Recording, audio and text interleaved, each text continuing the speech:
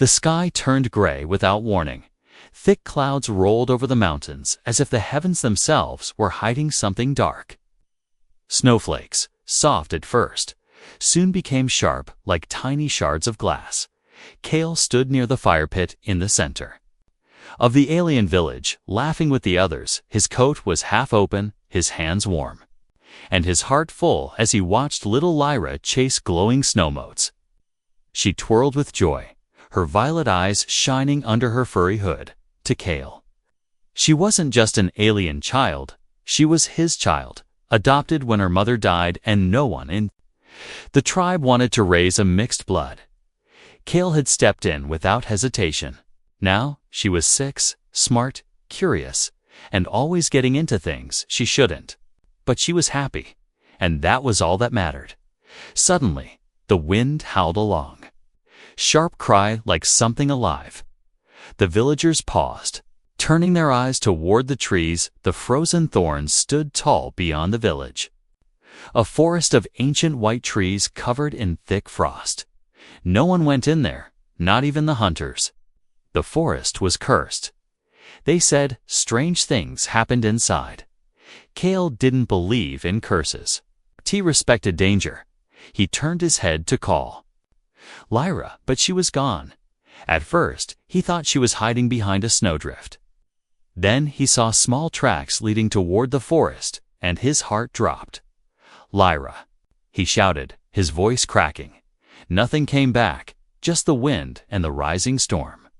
He ran forward, boots crunching through snow, ignoring the calls of the villagers behind him. A few adults tried to stop him, grabbing his arms. "You can't go in there, Kale. The storm's turning, she's lost." But Kale shook them off, his voice low and filled with fire. "She's not lost," he growled. "She's waiting for me." He grabbed his winter pack, thermal cloak, and his old earth-made pulse knife. Without another word, he stepped into the forest. The temperature dropped fast, like the trees were drinking the warmth from his body. Each step was harder than the last, the snow reaching up to his knees. He followed the tiny footprints, barely visible now, as fresh snow fell faster. The prints danced around like she'd been chasing something, maybe a glowing insect or drifting light. Typical Lyra, always chasing stars even on the ground. The wind screamed again, and Kale froze. He heard something faint but real, a cry high and thin, almost swallowed by the storm. "Papa." His heart jumped, and he ran, crashing through low branches, his breath sharp in his chest. "Lyra, I'm coming." But the forest twisted strangely, the paths not staying straight. The trees moved like shadows, tall and silent, like they were watching. Time felt strange, too. As if he had been walking for hours, but the sun hadn't moved. He stumbled into a clearing and saw her mitten, purple with a yellow star, half buried in snow. He picked it up and held it tight. Warmth, tiny and fading, still clung to the fabric. "She's close," he whispered, more to himself than anyone. Then came the growl. Low and wet, Kale turned slowly, hand on his knife. A shape moved between the trees. Something big, with glowing eyes and long, twitching limbs, but it didn't attack. Just stared at him, and then vanished. Kale didn't waste time. He kept moving. Deeper into the forest, feeling both fear and love driving him forward. He remembered stories the villagers told about voices calling, visions of loved ones, and people walking in circles forever. He didn't care. He would die out here if that's what it took. But he would find Lyra, another flash of color. This time her scarf, stuck on a branch high up. Kale grabbed it, eyes scanning the area. He called again, louder, ignoring the burning in his throat. The forest didn't answer, but the snow seemed to pause for just a moment. A trail, small drag marks, like a child had slipped and crawled. Fresh. Just ahead, Kale pushed forward, heart pounding harder than the wind. Every second mattered, every minute counted, and deep down, he knew he wasn't alone anymore. something was following him, something that wanted to reach Lyra first, and whatever it was. It wasn't human. The cold wasn't just cold anymore, it felt alive, like fingers crawling up Cale's spine, whispering for him to turn back. But he didn't. He couldn't. His little girl was somewhere out there, alone, cold, maybe scared. Worse, not scared at all, because something might have made her trust it. The deeper Cale walked into the frozen thorns, the quieter the world became. Not even the wind made sound now. Only his boots crunching the frozen snow, and the wild beat of his heart. The tall alien trees around him were white and twisted, their branches like claws reaching for the gray sky. Some hung with frozen pods that glowed faint blue, pulsing like heartbeats. He didn't know if they were alive or just old machines from before this planet was settled. But Cale stayed away from them. Lyra's tiny scarf was still wrapped around his wrist, a lifeline to keep his mind focused. He followed drag marks and half-harassed footprints, the trail zigzagging between trees like she'd been confused or dizzy. "She's small," he whispered, "but strong." His voice didn't echo. Like the forest swallowed sound that scared him more than the cold. Suddenly, something darted across the path ahead, too fast to see clearly. Cale raised his pulse knife, flicking the blade to life with a blue hum. But the shape didn't return. He waited, breathing slow, then moved forward again. He found one of her shoes. Next, half frozen, dropped like she was limping or carried. His stomach turned. "Hang on, baby," he muttered. "I'm coming." As he moved deeper, strange lights appeared between the trees, soft, floating and shifting colors. At first, he thought they were forest spirits or hallucinations. But then one came close, pulsing pink, and he saw a tiny face. In it, Lyra's face, smiling. He reached out, then stopped. The smile didn't match her eyes. They were empty, like glass. Suddenly, dozens more lights appeared, each holding a face. Some human, some alien, all wrong, all hollow. Cale stumbled back as the lights swirled around him, whispering in voices that sounded like his wife, his old crew, his dead sister. They called to him, begged him. Some laughed, some cried. He dropped to one knee, clutching Lyra's scarf, forcing his mind to focus. "No," he growled. "You're not real." The lights hissed like steam and vanished into the trees. Cale was alone again, sweating despite the cold. He rose slowly, shaky but alive. The storm above began to crackle with soft thunder air on this frozen planet. But not natural. Something was building. He kept going and found a small cave under a ridge.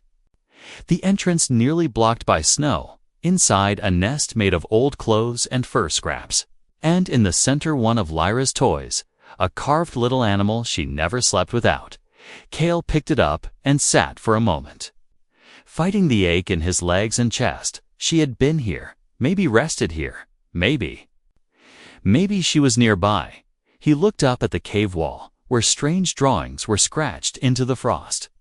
Shapes of tall creatures with glowing hands, pulling children into trees. Others showed storms with faces. Watching from above, Cale's heart pounded. This wasn't just a forest, it was a trap, a living maze, ancient and clever. And Lyra had wandered right into it. Suddenly, a sound, soft, weak, but real. "Papa." His eyes shot wide, and he scrambled out of the cave. He turned toward the sound, crashing through the brush. "Lyra," he shouted. "No tricks this time." The voice came again, broken, like she was crying. "Papa, I'm cold." He followed it, slipping down a slope, landing hard but pushing forward. Snow blinded him. Wind howled. But he didn't stop. Then through the white, he saw her. Lyra huddled against a thick tree, arms around her knees, eyes wide and glowing. Cale rushed forward, fell to his knees beside her, wrapped her in his arms. "I got you, baby," he breathed. "I got you." But something was wrong. She was stiff-gnawed from cold, but like she didn't recognize him. And her lips moved with words that weren't hers. "They are watching," she whispered, eyes flicking to the trees. Cale looked around, and for the first time, he truly felt it. They were not alone, and the forest didn't want to let her go. Cale stared into his daughter's glowing eyes and, for one terrifying moment, he wasn't sure if she was really there. Her voice had said his name, but her mouth hadn't moved. She sat frozen, eyes wide, lips trembling. Yet her face was too calm for a lost child. "I'm here, Lyra," Cale whispered, slowly wrapping his cloak around her tiny frame. "I've got you." But her head didn't turn. Her gaze locked somewhere beyond him, into the forest behind. Then she spoke again, voice low, broken, and not entirely hers. "They're coming." Cale's spine stiffened. He turned around, but there was nothing. Just snow falling heavier, wind howling through the twisted alien trees. "Who?" he asked, his grip on her tightening. "Who's coming?" But she didn't answer. Cale scooped her into his arms, her body colder than it should be. Like the storm had drained her heat, he began retracing his steps, looking for the shallow slope he had slid down earlier. That's when he noticed something terrifying. There were no footprints behind him. His own tracks had vanished, completely erased, as if he had never walked that way. "That's not natural," he muttered, heartbeat racing. The forest was alive, but not in a friendly way. It didn't just trap people, it played with them. Cale kept moving, holding Lyra close, whispering promises to her, hoping she could hear. But her breathing was strange, shallow, slow, like she was fading. Suddenly, the wind shifted, and Cale heard something new. Not a scream, not a growl. It was laughter, soft, distant, childlike laughter, her laughter. But Lyra was in his arms. Too weak to even smile, he froze, turning his head slowly, and saw movement between the trees. Another Lyra, just ahead, same face, same clothes, waving at him to follow. "No," he whispered, backing away. "You're not her." The copy tilted its head, smile widening into something unnatural. Then it vanished, melting into the falling snow like smoke. Cale started walking faster, then running, his mind spinning. He had heard of the alien mimic beasts that stole voices, faces, and used them to lure prey. But they were myths told around fires, never proven. Now he knew they were real, and one had seen his daughter. "Just hang on, baby," he whispered again. Even as she shivered in his arms, "We're getting out." But the forest wasn't done ahead of him. The trees parted into a wide path that hadn't been there before. Smooth ice covered the ground, lit with glowing lines beneath. Cale paused, unsure, but there was no other way. Every other path had vanished into thick walls of frost. He stepped onto the ice carefully, feeling the hum beneath his boots. The moment both feet touched the frozen floor, everything changed. The snow stopped. The wind silenced, and the world turned gray-blue like time had frozen. Around him, the trees shifted, forming walls. He was inside something now, not a forest, but a structure. And then came the echoes, voices all around, whispering in dozens of languages. Some human, most alien.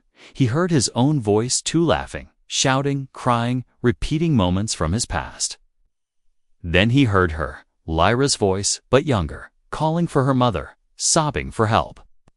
Cale clutched her tighter, whispering into her ear, "It's not real, don't listen."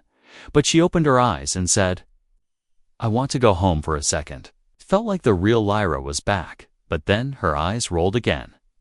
She was slipping, and the forest knew it. Shapes moved in the ice below his feet.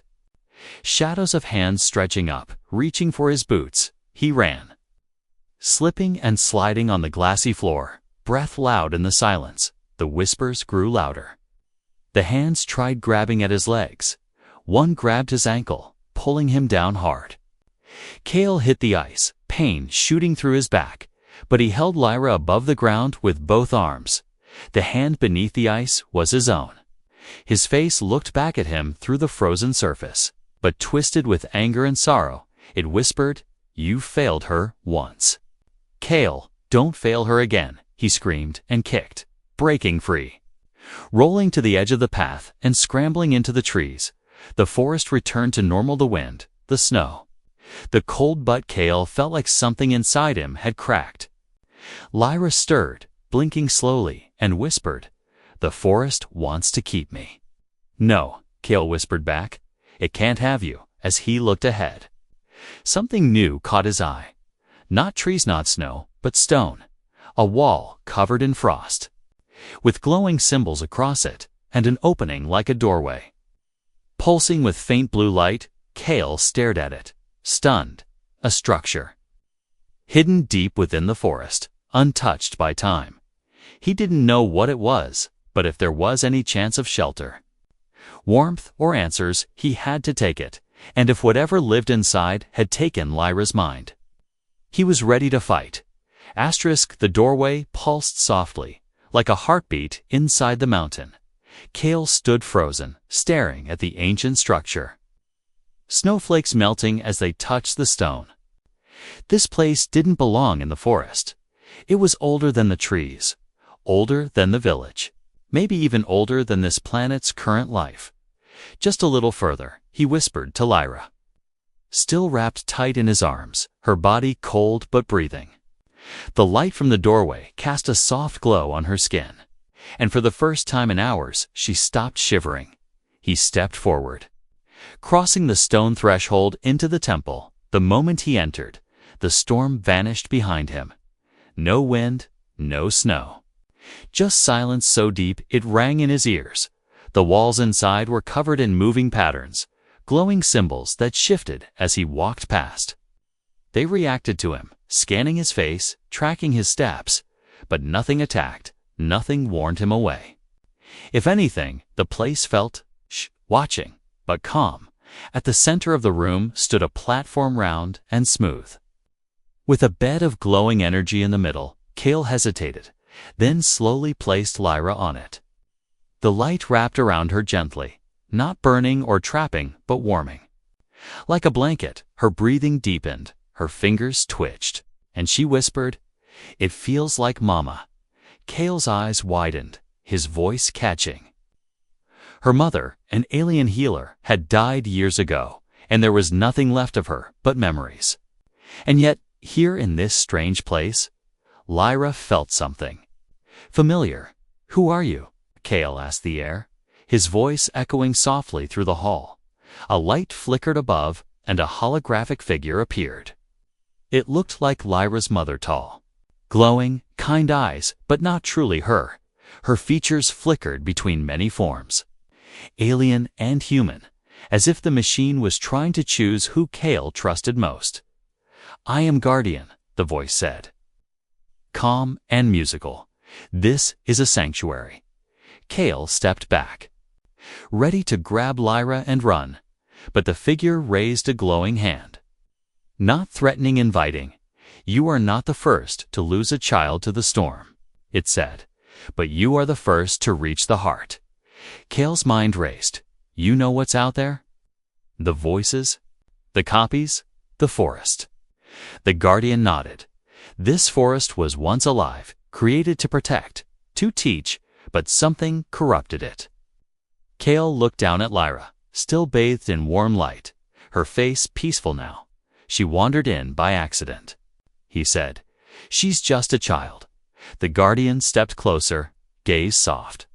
The forest saw her memory. It tried to make her stay. Kale's fists clenched. "Well, I'm taking her back." The Guardian didn't argue, but its voice lowered. "She can leave," it said, "but not unchanged." Kale frowned. "What does that mean?" "She has seen the echoes," it replied. "She has touched the source." The room around them shifted, revealing a deeper chamber behind the platform. Inside were other beds, empty now, but clearly made for children. Old toys, tiny clothes, and etched names in dozens of alien languages. This place was built to preserve young minds during the collapse. The Guardian said, "Collapse." Kale asked, feeling a chill despite the warmth. "A great war long ago," it answered. "Millions of children were brought here, some to rest. Some never awoke." Kale's jaw tightened, but she's awake. She's not staying here. The Guardian stepped back, its voice softening. "You carry the fire of Earth, the will to fight for family." Kale moved to lift Lyra from the light, but the Guardian gave one final warning. If she leaves too soon, her mind may shatter from the storm's last grasp. Kale looked down at her breathing steady now, her cheeks no longer pale. He wanted to grab her and run, to leave this place behind forever. But what if the machine was right? What if rushing out meant losing her for good? "Then help me," he said finally. "Whatever she needs to survive, do it."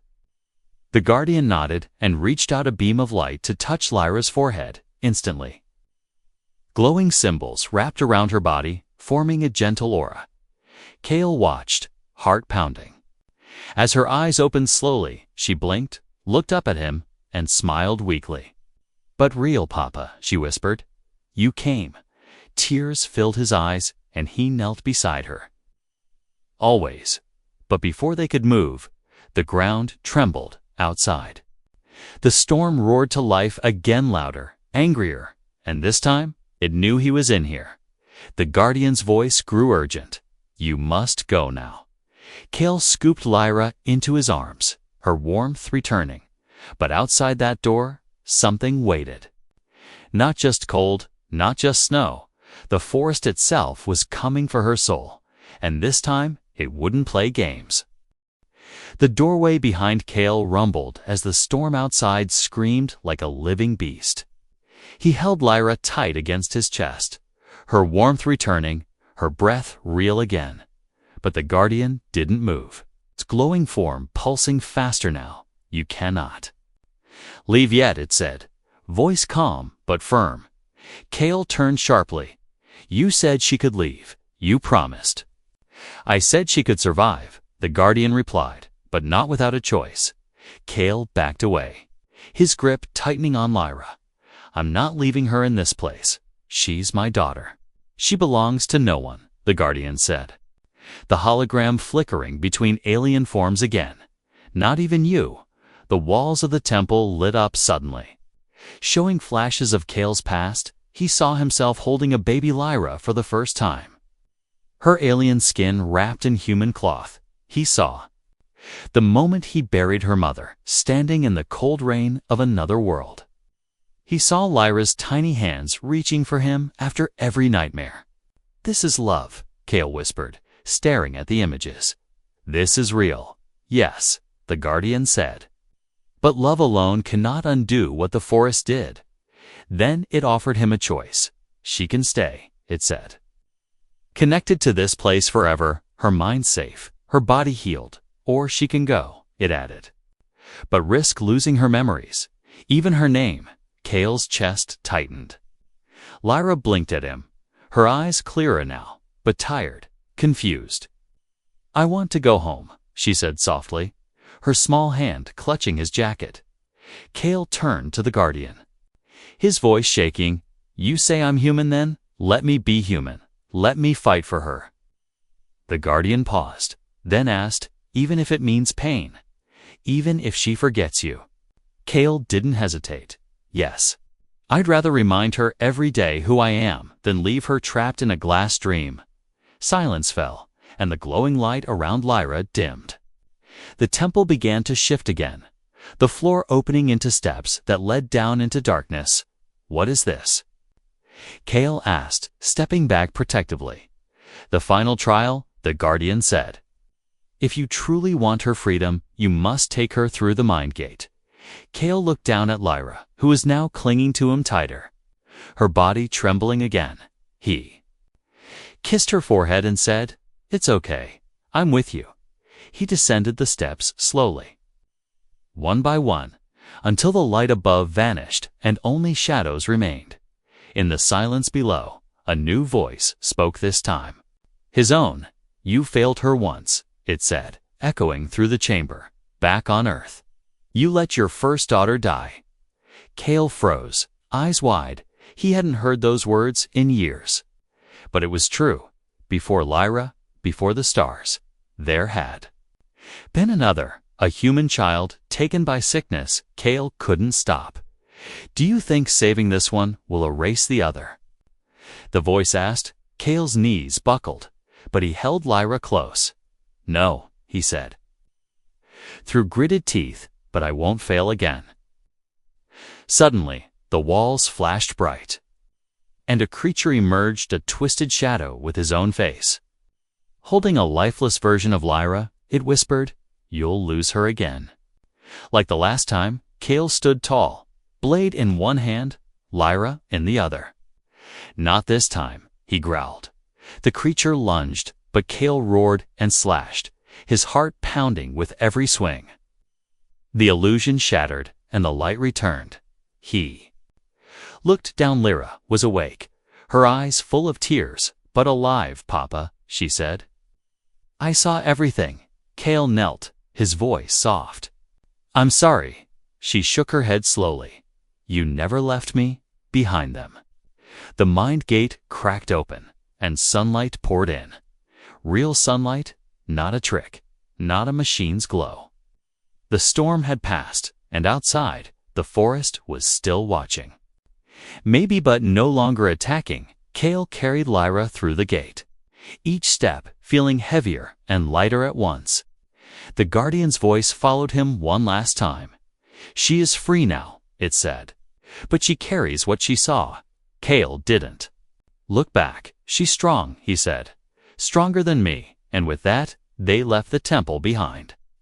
But something in Cale's heart had changed. He had entered that forest as a father trying to save a child. He came out as a man who faced his own ghosts and didn't let them win. The forest was quiet. Too quiet. Cale stepped into the cold light of morning with Lyra cradled in his arms, her head resting against his chest. The storm had passed, but the trees didn't feel welcoming. They stood frozen like statues, watching, waiting. The snow was knee-deep. But Cale didn't stop. Every muscle in his body screamed. His legs shook, but he kept going, one step at a time. Lyra stirred, her breath warm against his coat. "Papa," she whispered, "are we safe?" Cale looked around, his eyes scanning the shifting, frost-covered branches. "I don't know yet," he answered honestly, "but we're not giving up." Behind them, the ancient temple vanished beneath a wave of falling snows. If it had never been there, only the footprints remained, quickly fading under fresh flakes.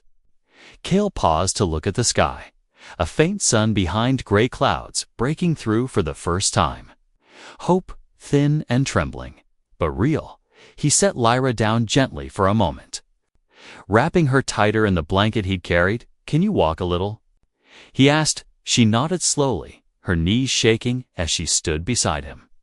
Together, they walked, hand in hand, through the forest of giants. But they weren't alone. Cale felt it before he saw it, a low vibration under the snow, like footsteps too. Big to be heard, he turned his head and saw nothing. Then Lyra pointed silently to the east, her lips pressed tight, her eyes wide. A shape moved behind the trees, tall and slow, like a shadow that didn't belong. Then another, and another. "Are those the things from before?" she asked softly. Cale's jaw tightened. "I think they're different." He pulled her close and whispered, "Don't look afraid. Just keep moving." They kept walking, and the shapes followed but never came closer. It was like a silent escort guiding them toward something unseen. An hour passed, maybe two, the path turning unfamiliar. Then, out of nowhere, a clearing opened, and Cale stopped in disbelief.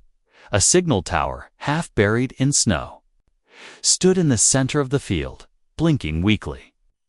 He recognized it instantly. It was a human emergency relay, one he had helped install years ago during his early work on this planet. It hadn't worked in years, shut down by storms and time, but now It was glowing alive. Lyra blinked. Did it wake up? Cale hurried forward, brushing snow off the base, and activated the panel. To his shock, it responded.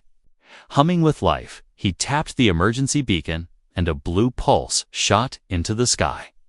Then a new voice crackled through the device. Weak, but clear signal received. Tracking coordinates human lifeform detected rescue en route. Cale let out a breath he didn't know he'd been holding.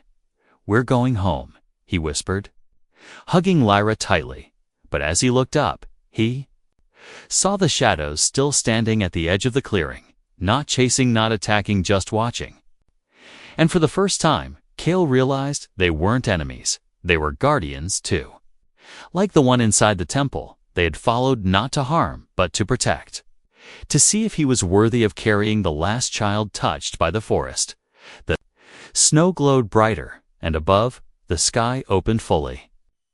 Letting beams of golden light touch the ground, Lyra stepped into it, her face tilted up, eyes closed. She looked peaceful, stronger somehow. Cale watched in awe. Something had changed in her, not just healed, but awakened. He didn't understand it. But he knew it was her choice now. She looked back at him and said quietly, I heard the forest speaking. Cale's heart skipped. What did it say? She took his hand and smiled gently. It said, You carry the last light. He didn't fully know what that meant, but somehow, he felt the truth in it. She had survived the storm, the forest, the echoes. And she had come out with something special inside hers, something not even the machines could control. Far above, a distant hum echoed across the clouds. The rescue ship, sleek and silver, pierced the sky and slowed over the clearing. Cale held Lyra close as the ship's lights scanned. The ground, locking onto them. The shadows at the edge of the trees slowly stepped back.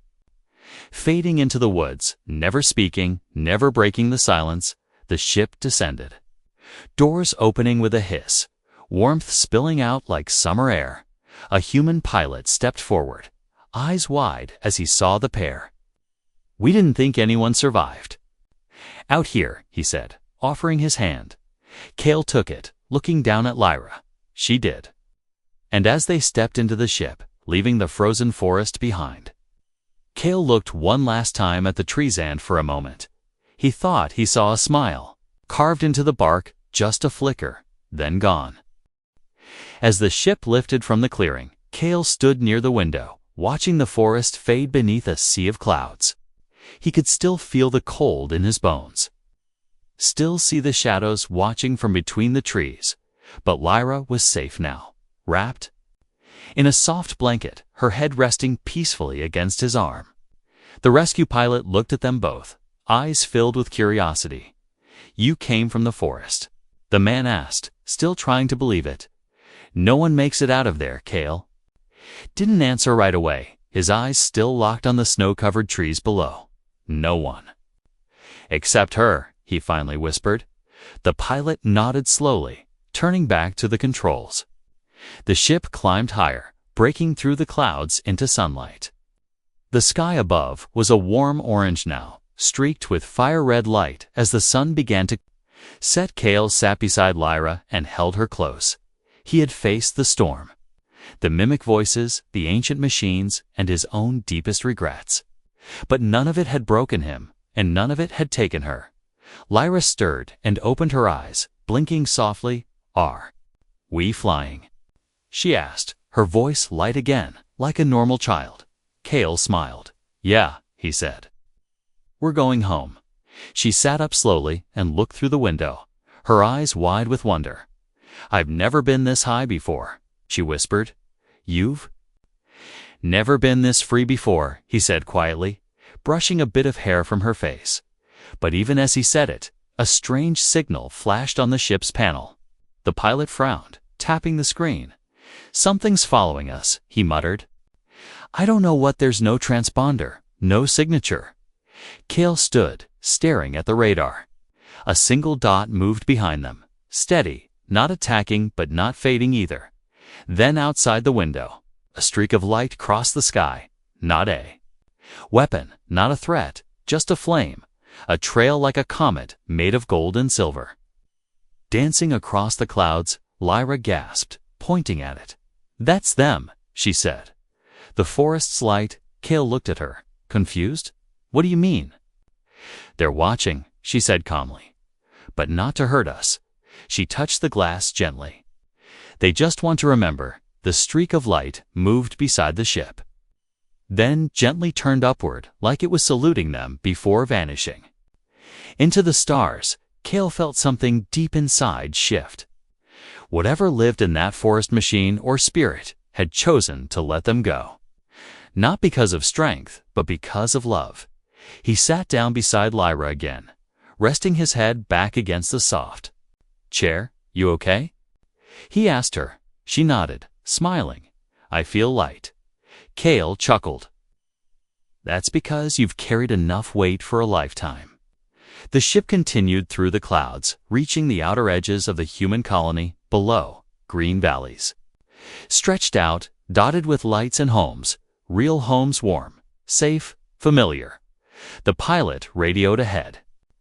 "We've got survivors, one adult male, one child, both in stable condition."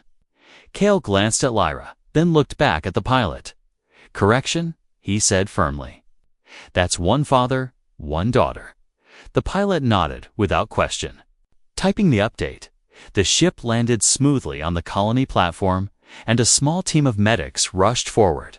They scanned Lyra gently, checking her vitals, whispering about strange readings and residual energy. But Cale kept close, his hand never leaving hers. "She's special," one medic said. Looking at her data, something inside her changed. Cale smiled tiredly. "Yeah," he said. "Us." She found the last light. Lyra squeezed his hand. Her smile, calm, stronger now, as the stars came out one by one. A soft breeze passed through the valley, and far in the distance, behind the mountains. A final flash of gold shimmered, brief but beautiful, like a goodbye, or maybe a promise.